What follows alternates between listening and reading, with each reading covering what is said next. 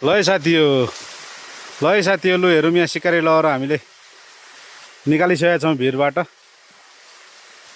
भिर चढेर काट्ने चाहिँ हाम्रो शङ्कर कार्की यही सिकारी लगाएर हामी रेडी गर्दैछौँ। यही खालको हुन्छ सिकारी लगाएर ओरिजिनल चाहिँ।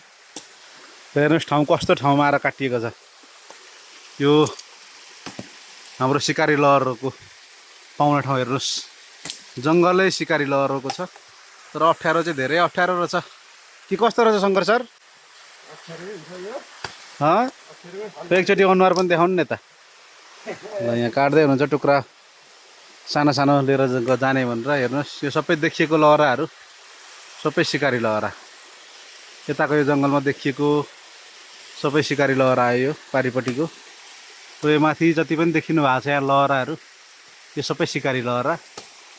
हजुरहरूलाई चाहिएमा हामीलाई सम्पर्क गरौँ है। तपाईँहरूकै लागि भनेर हेर्नुहोस् यस्तो अप्ठ्यारो बाटो हामी आएछौँ। ल भिडियोलाई लाइक, सेयर र कमेन्ट गरिदिनु होला।